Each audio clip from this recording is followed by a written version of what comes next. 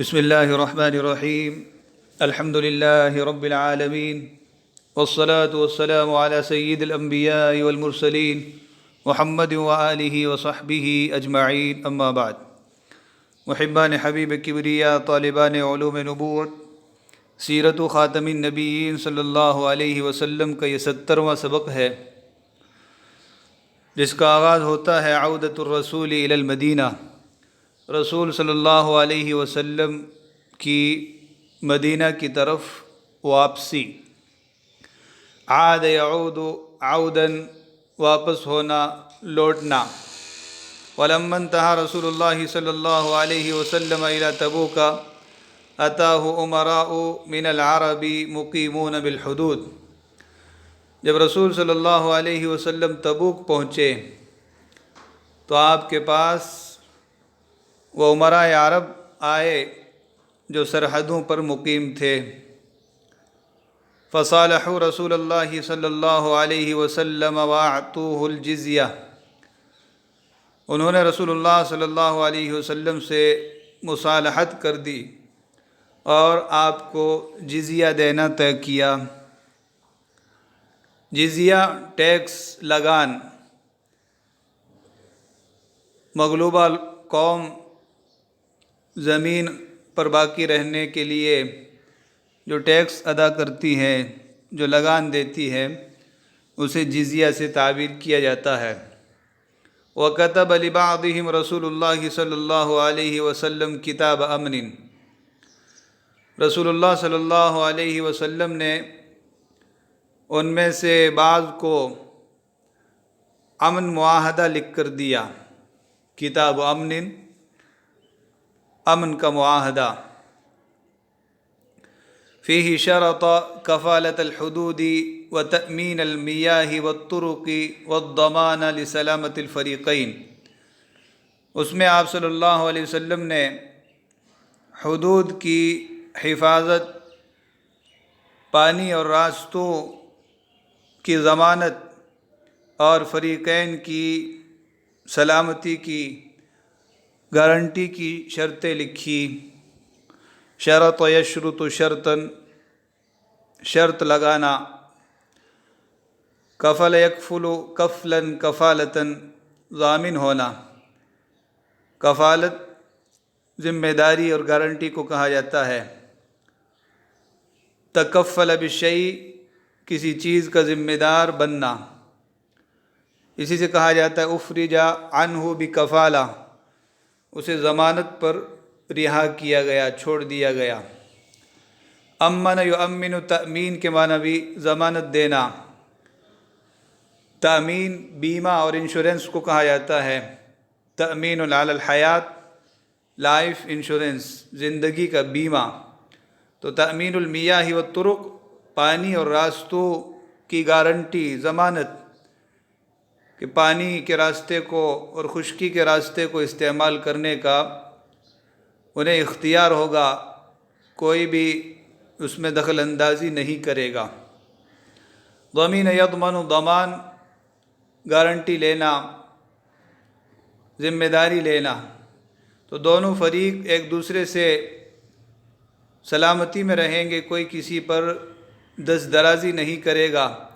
تو یہ ساری شروط آپ صلی اللہ علیہ وسلم نے اس امن نامے میں لکھی۔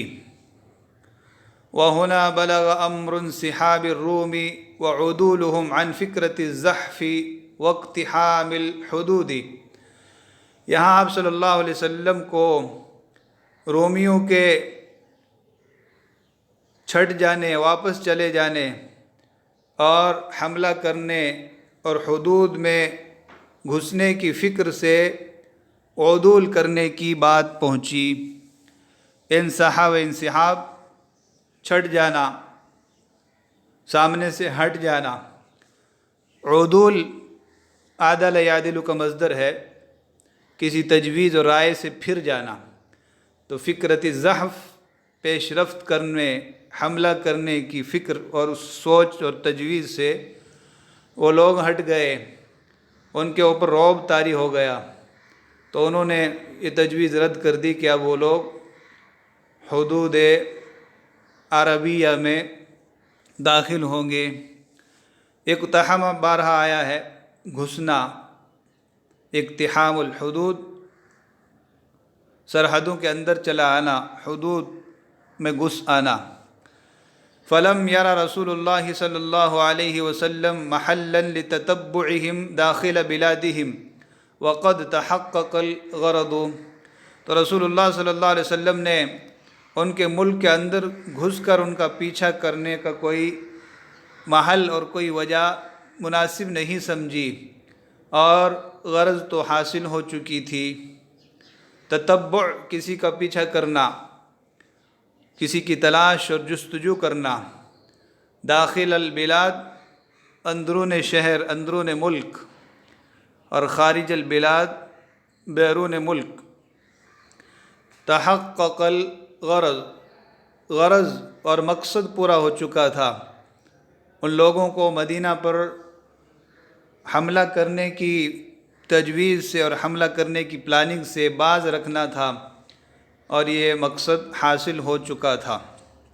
وَأَقَامَ رسول اللہ صلی اللہ علیہ وسلم بتبوک بضع عشرة ليلة ثم انصرف قافلا إلى المدینہ، نبی کریم صلی اللہ علیہ وسلم تبوک میں 10 سے کچھ اوپر دنوں تک مقیم رہے، پھر واپس مدینہ تشریف لے آئے۔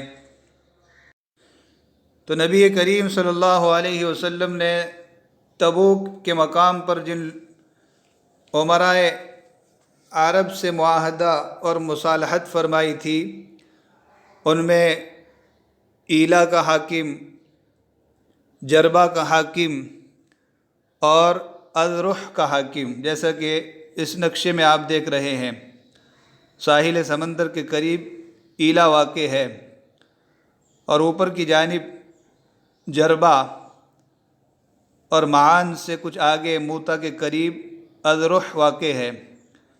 تو یہ حدود عرب پر مقیم تھے، ان لوگوں نے آ کر آپ صلی اللہ علیہ وسلم سے صلح کر لی، اور رومیوں کی جو فوج تھی وہ بلقا میں مقیم تھی۔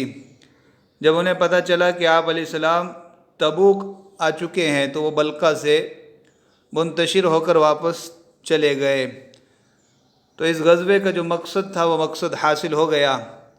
اب شام میں گھس کر، ان کے ملک میں گھس کر جنگ کرنا، یہ کوئی حکمت اور مدبرانہ سوچ نہیں تھی۔ ابتلاء کعب بن مالک ونجاحہ فیہ، کعب بن مالک کی آزمائش اور آزمائش میں ان کا کامیاب ہونا۔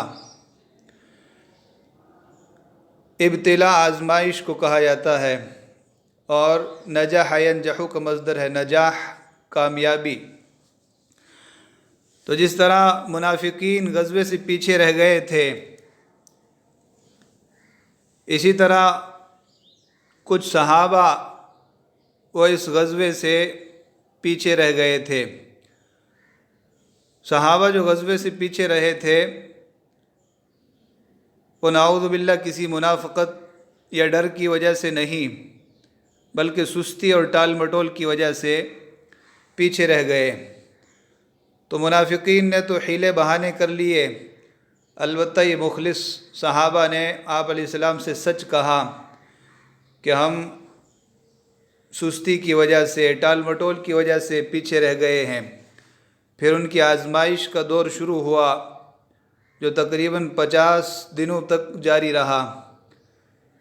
تو اسی واقعے کو اس مضمون میں بیان کر رہے ہیں۔ وَكَانَ مِن بَيْنِ مَن تَخَلَّفَ عَنْ هَذِهِ الْغَزْوَةِ كَعْبُ بْنُ مَالِكٍ وَمَرَارَةُ بْنُ الرَّبِيعِ وَهِلَالُ بْنُ أُمَيَّةَ، اس غزوے سے پیچھے رہ جانے والے لوگوں میں کعب بن مالک، مرارہ بن ربیع اور ہلال بن امیہ تھے۔ وَكَانُوا مِنَ السَّابِقِينَ الْأَوَّلِينَ، یہ تینوں سابقین اولین میں سے ہیں، شروع دور میں مسلمان ہونے والے جلیل القدر صحابہ میں سے ہیں۔ وَلَهُمْ حَسَنُ بَلَاءٍ فِي الْإِسْلَامِ، اور اسلام کی خاطر ان کی بہت کچھ کارکردگیاں ہیں۔ حسن بلا اضافت صفت الی الموصوف ہے، دراصل یوں ہے بلاء حسن۔ بلا کے کئی ترجمے ہوتے ہیں، آزمائش، کارکردگی، تو یہاں ہم بلا کا ترجمہ کارکردگی سے کریں گے۔ لہم حسن بلائن، ان کی بہترین کارکردگی رہی ہے۔ ابلا بلا ان حسنن، اس نے بہترین کارکردگی کا مظاہرہ کیا۔ تو بلا آزمائش، کارکردگی، زبردست کوشش۔ وکان مرارۃ بن الربیع و ہلال بن امیہ ممن شہیدا بدرن، اور مرارہ بن ربیع اور ہلال بن امیہ بدر میں بھی حاضر ہو چکے تھے، یہ دونوں بدری صحابہ میں بھی شامل تھے۔ وَلَمْ يَكُنِ التَّخَلُّفُ عَنِ الْغَزَوَاتِ مِنْ خُلُقِهِمْ وَعَادَتِهِمْ، اور غزوات سے پیچھے رہنا ان لوگوں کے اخلاق اور عادت میں شامل نہیں تھا، یہ غزوے سے پیچھے نہیں رہا کرتے تھے، یہ کوئی ان کی عادت نہیں تھی۔ وَلَمْ يَكُنْ ذَلِكَ إِلَّا مِنْ حِكْمَةٍ إِلَٰهِيَّةٍ وَتَمْحِيصًا لِأَنفُسِهِمْ وَتَرْبِيَةً لِلْمُسْلِمِينَ، اور یہ پیچھے رہنا ایک حکمت خداوندی کی وجہ سے تھا، ان کے دلوں کو پاک صاف کرنے اور مسلمانوں کو تربیت دینے کے لیے۔ تمحیص، محس یمحص، تمحیص پاک صاف کرنا، نکھارنا۔ وَإِنَّمَا هُوَ التَّسْوِيفُ وَضَعْفُ الْإِرَادَةِ وَالِاعْتِمَادُ الزَّائِدُ عَلَى الْوَسَائِلِ الْمَوْجُودَةِ، یہ پیچھے رہنا ٹال مٹول کی وجہ سے، ارادے میں کمزوری اور موجودہ اسباب و وسائل پر حد سے زیادہ اعتماد کرنے کی وجہ سے تھا۔ تو پیچھے رہنے کی وجہ بتلائی تسویف، سوف یسوف، تسویف ٹال مٹول کرنا، آج کا کام کل پر ڈالنا، یوں کہنا سوف افعل، میں کر لوں گا۔ ضعف الارادہ، ارادے کی کمزوری۔ اعتماد الزائد، حد سے زیادہ اعتماد کرنا۔ وسیلہ کی جمع وسائل، الوسائل الموجودہ، موجودہ وسائل، موجودہ اسباب و ذرائع۔ وَنَهَى رسول اللہ صلی اللہ علیہ وسلم عن کلامہم، رسول اللہ صلی اللہ علیہ وسلم نے ان تینوں لوگوں سے بات کرنے سے مسلمانوں کو منع کر دیا۔ وَمَا كَانَ مِنَ الْمُسْلِمِينَ إِلَّا السَّمْعُ وَالطَّاعَةُ، مسلمانوں کی جانب سے سننے اور ماننے کے علاوہ کچھ نہیں تھا۔ فَاجْتَنَبَهُمُ النَّاسُ، تو لوگ ان سے کنارہ کش ہو گئے۔ تو آپ نے ان کا سوشل بائیکاٹ کیا اور سارے کے سارے مسلمانوں نے ساتھ دیا، سب لوگ ان سے الگ تھلگ ہو گئے، کوئی بھی ان سے بات نہیں کرتا تھا۔ اجتنب اجتناباً، کنارہ کش ہونا، گریزاں ہونا۔ مجرد میں جنب یجنب متعدی ہے، وجنبنی وبنیہ، مجھے اور میری اولاد کو بچا، دور رکھ۔ اسی طرح جنبا اور اجنبا یہ بھی متعدی ہے اور باب افتعال میں لازم ہے۔ وَلَبِثُوا عَلَى ذَلِكَ 50 لَيْلَةً، اسی حالت میں لوگ 50 دنوں تک رہے، رات بول کر دن بھی مراد ہوتا ہے۔ وَكَانَ كَعْبُ بْنُ مَالِكٍ يَخْرُجُ فَيَشْهَدُ الصَّلَاةَ مَعَ الْمُسْلِمِينَ وَيَطُوفُ فِي الْأَسْوَاقِ وَلَا يُكَلِّمُهُ أَحَدٌ، کعب بن مالک گھر سے باہر نکلتے، مسلمانوں کے ساتھ نماز میں حاضر ہوتے اور بازار میں چلتے پھرتے، ان سے کوئی بات نہیں کرتا تھا۔ دوسرے دو تو کمزور اور ضعیف تھے، بڑی عمر کے تھے، وہ گھروں میں بیٹھ رہے، لیکن کعب بن مالک نوجوان تھے، وہ گھر سے باہر آتے، نماز پڑھتے، بازار میں چلتے پھرتے، لیکن کوئی بھی ان سے بات نہیں کرتا تھا۔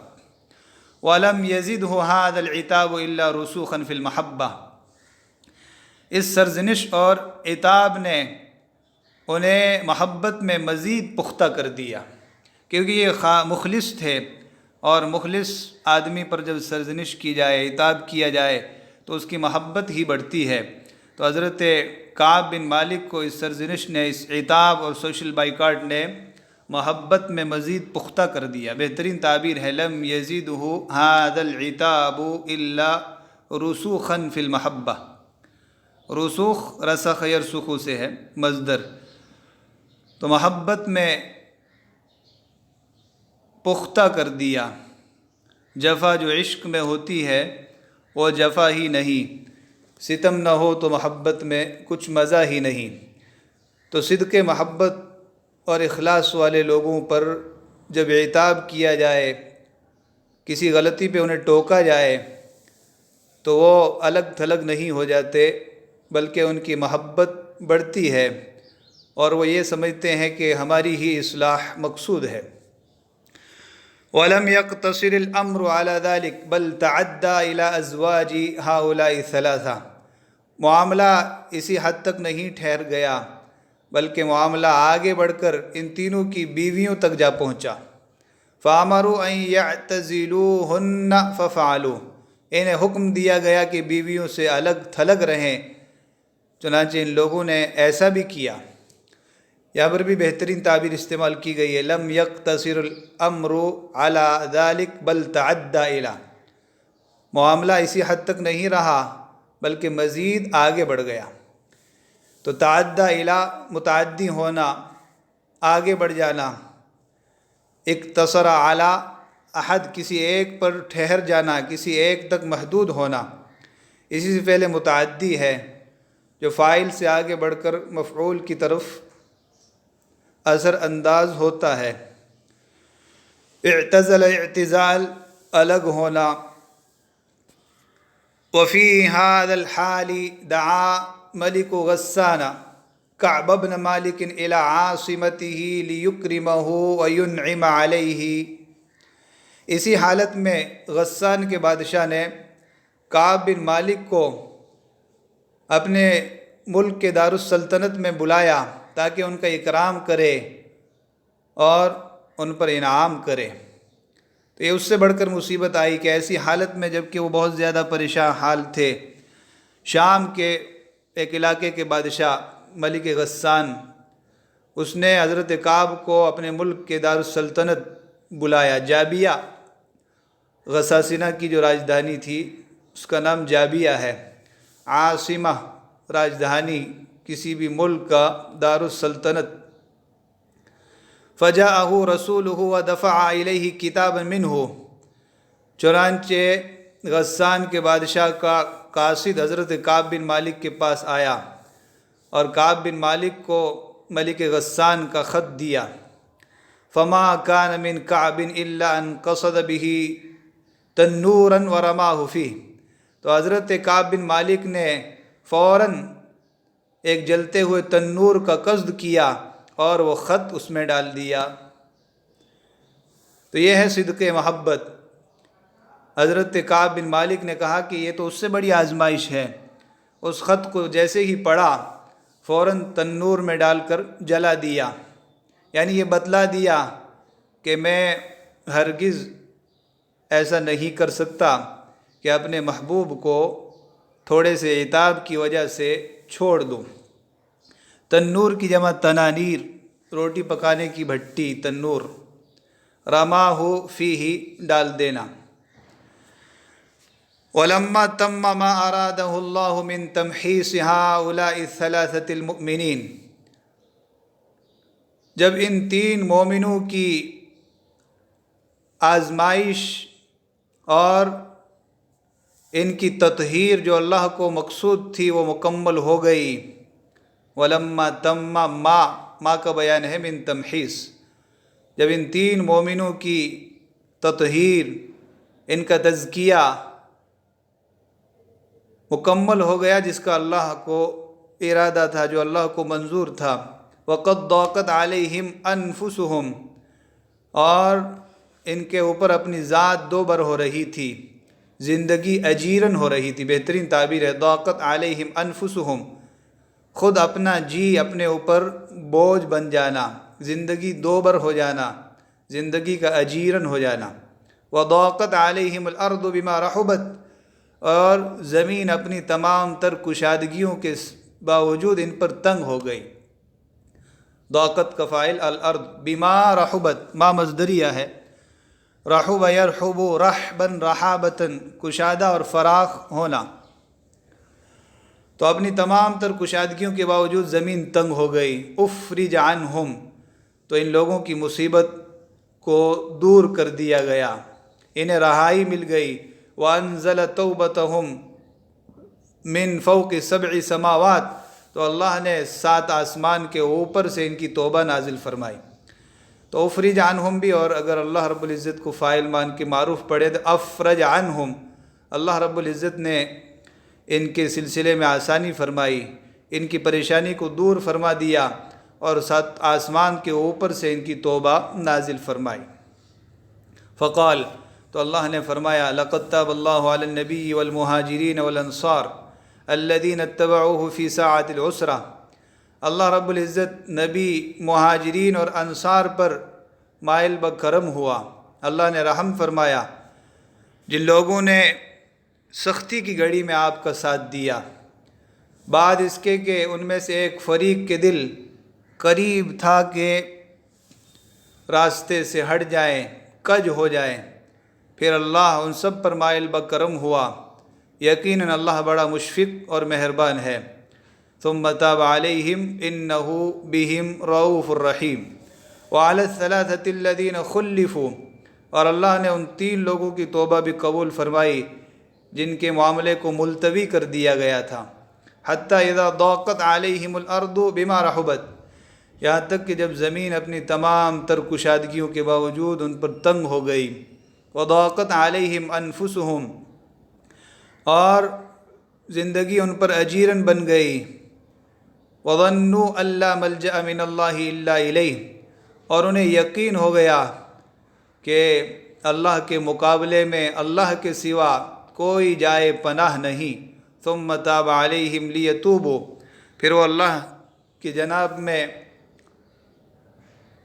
پھر اللہ نے ان پر رحم فرمایا، مائل بکرم ہوا تھا کہ وہ توبہ کریں، یقیناً اللہ توبہ قبول کرنے والا اور مہربان ہے۔ تو سورہ توبہ کی یہ آیتیں ہیں جو ان 3 مخلص صحابہ کی توبہ کی قبولیت کے سلسلے میں نازل ہوئی۔ تاب الہ صلہ ہو تو اللہ کی طرف رجوع کرنا، توبہ کرنا، گناہوں کی معافی مانگنا، اور تاب علی ہو تو رحم کرنا، مائل بکرم ہونا۔ فی ساعۃ العسرہ، تنگی کی گھڑی میں، جیسا کہ پیچھے بتلایا گیا کہ یہ غزوہ تنگی کے زمانے میں پیش آیا تھا۔ من بعد ما مصدریہ ہے، اور ما کاد یزیغ قلوب پورا جملہ مصدر کی تعویل میں ہو کر بعد کا مضاف الیہ بنے گا۔ کاد افعال مقاربہ میں سے ہے، زاغ یزیغ زیغن، کج ہونا، ٹیڑھا ہونا، راستے سے ہٹ جانا۔ تو قریب تھا کہ ان میں سے کچھ لوگوں کے دل کج ہو جائے، ٹیڑھے ہوں، قریب تھے لیکن ہوئے نہیں، تو کادا یہ قریب ہونے اور نہ ہونے کو بتلاتا ہے۔ رؤوف یرؤف سے ہے، رأفت، مشفق اور مہربان ہونا۔ خلفو، جن کے معاملے کو ملتوی کر دیا گیا تھا، جن کی توبہ کو پیچھے کر دیا گیا تھا۔ ضاقت علیہم الارض بما رحبت، یہاں پر بما مصدریہ ہے، زمین اپنی کشادگی کے باوجود، برحابتہا، اپنی کشادگی کے باوجود ان پر تنگ ہو گئی۔ وضاقت علیہم انفسہم، ان کی ذات بھی ان پر تنگ ہو گئی، زندگی ان پر اجیرن ہو گئی۔ ظنوا، ظن گمان کے معنی میں بھی آتا ہے اور یقین کے معنی میں، سیاق و سباق سے معنی کی تعین ہوتی ہے۔ لا نفی جنس کا ہے، ملجأ یہ ظرف ہے، لجأ یلجأ لجوءً سے پناہ لینا، تو ملجا کوئی جائے پناہ نہیں ہے، کوئی پناہ کی جگہ نہیں ہے اللہ کے مقابلے میں مگر اللہ ہی کے پاس۔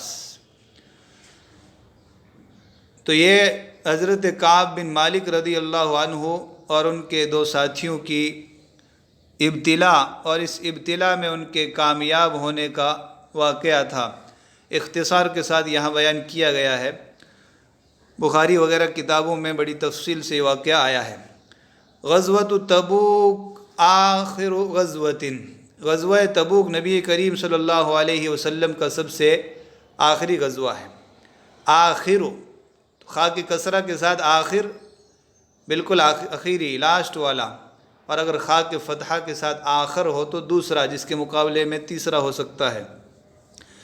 تو غزوۃ تبوک کا آخر غزوۃ، غزوہ تبوک سب سے آخری غزوہ ہے، اخیری غزوہ ہے۔ وبغزوة تبوك انتهت الغزوات النبوية التي بلغ عددها 27 غزوة۔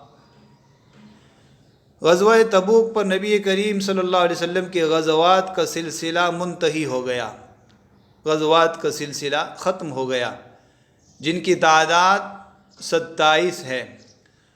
تو کل 27 غزوے ہیں جن میں آپ صلی اللہ علیہ وسلم نے شرکت فرمائی۔ والبعوث والسرايا التي بلغ عددها 60، اور ان فوجی ٹکڑیوں اور سرایا کا سلسلہ بھی مکمل ہو گیا جن کی تعداد 60 ہے۔ تو تقریباً 60 سرایا اور 27 غزوات پیش آئے۔ وَلَمْ يَكُنْ فِي كُلِّهَا قِتَالٌ، ان میں سے ہر غزوے میں قتال نہیں ہوا، جیسا کہ پیچھے واضح بھی کیا گیا ہے۔ بہت سارے غزووں میں، خود غزوہ تبوک میں بھی قتال نہیں ہوا۔ وَلَمْ تَتَجَاوَزْ قَتْلَاهَا كُلُّهَا 1018 قتیلا من الفریقین، اور ان غزوات میں فریقین سے قتل ہونے والوں کی تعداد 1018 سے تجاوز نہیں کرتی۔ لم تتجاوز قتلاہا، قتل کی جمع قتلہ، ہر ضمیر کا مرجع غزوات و سرایا۔ تو ان تمام غزوات اور سرایا میں جانبین سے، مسلمانوں کی طرف سے بھی اور کفار کی طرف سے بھی، تو جانبین سے مرنے والوں کی تعداد 1018 سے تجاوز نہیں کرتی۔ وَكَانَتْ حَاقِنَةً لِلدِّمَاءٍ لَا يَعْلَمُ عَدَدَهَا إِلَّا اللَّهُ، اور یہ غزوات و سرایا خون کی حفاظت، جانوں کی حفاظت کرنے والے تھے، اتنی حفاظت جس کی تعداد کو اللہ ہی جانتا ہے۔ تو ممکن ہی نہیں کہ اتنے زیادہ غزوات ہوں اور ان میں 1018 لوگ قتل ہوں۔ تو یہ آپ علیہ الصلوۃ والسلام کی انتہائی رحمت اور آپ علیہ الصلوۃ والسلام کی مہربانی کا معاملہ ہے، ورنہ آج دنیا میں چھوٹی چھوٹی جھڑپوں میں لاکھوں لوگ قتل ہو جاتے ہیں۔ اور پھر ان غزوات کا مطلب خون ریزی نہیں تھا، بلکہ حاقنۃ للدماء، خونوں کو بہنے سے بچانا اور جانوں کی حفاظت کرنا تھا۔ حقن یحقن سے اس میں فاعل ہے، حاقنۃ للدماء۔ تو یہ سارے غزوات و سرایا خون ریزی کو روکنے والے تھے، جانوں کو تحفظ فراہم کرنے والے تھے۔ لا يعلم عددها الا اللہ، اتنا زیادہ تحفظ کہ جس کی تعداد اللہ ہی جانتا ہے۔ اگر رسول کریم صلی اللہ علیہ وسلم ان غزوات و سرایا میں امیر، قائد اور کمانڈر نہ ہوتے، دنیا کا کوئی اور عام آدمی ہوتا، تو کتنے لوگ مرتے، کتنی بدامنی پھیلتی، اللہ ہی جانتا ہے۔ باسطۃ الامن فی ارجاء الجزیرہ، یہ غزوات جزیرہ کے گوشے گوشے میں، کونے کونے میں، پورے جزیرۃ العرب میں امن کو پھیلانے والے تھے، امن کا بول بالا کرنے والے تھے۔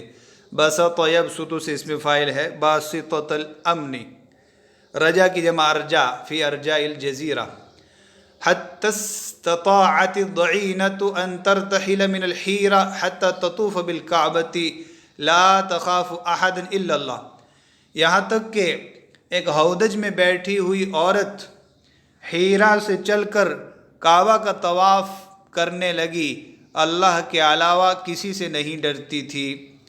تو پہلے عرب میں جن گنڈا گردیوں اور لوٹ مار کا بازار گرم تھا وہ ہر کوئی جانتا ہے، لیکن ان غزوات اور سرایا کی برکت سے اتنا امن پھیلا کہ ایک عورت عراق کے حیرہ سے چلتی ہے اور کعبہ کا طواف کرتی ہے، ہودج میں اکیلی ہوتی ہے، لیکن اس سے کوئی تعرض اور چھیڑ خانی کرنے والا نہیں ہوتا۔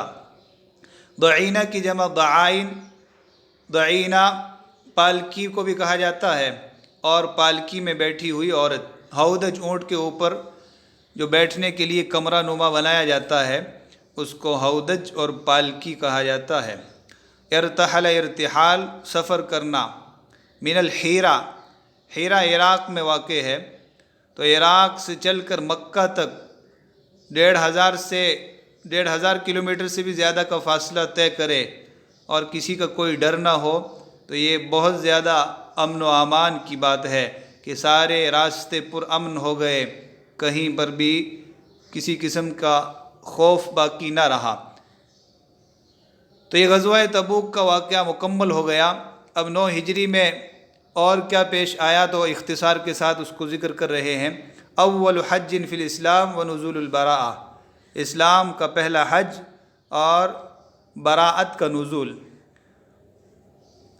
حج یہ مصدر ہے، حج یحج، کسی محترم جگہ کا قصد اور ارادہ کرنا، اور اصطلاح کے اندر مخصوص اعمال کی ادائیگی کے لیے مخصوص زمانے میں مخصوص جگہ یعنی مکہ مکرمہ جانا۔ براءت یہ مصدر ہے، بریء یبرأ براءتن، بیزاری کا اظہار براءت۔ تو مشرکین سے بیزار ہونے کا جو اعلان ہوا ہے سورہ توبہ میں، اسی مناسبت سے اس کو سورۃ البراءت کہا جاتا ہے۔ تو اس سورہ مبارکہ کا پہلا ہی لفظ ہے براءۃ من اللہ ورسولہ، اللہ اور اس کے رسول کی جانب سے بیزاری اور بے تعلقی کا اظہار ہے۔ تو براءت یہ باب سمیع کا مصدر سماعی ہے۔ تبرأ من کذا، کسی چیز سے اظہار براءت کرنا، علیحدگی اختیار کرنا۔ اسی سے بری ہے جس کی جمع ابریا، معصوم بے گناہ، طفل بری معصوم بچہ۔ وفرض الحج سنۃ 9، سن 9 ہجری میں حج فرض ہوا۔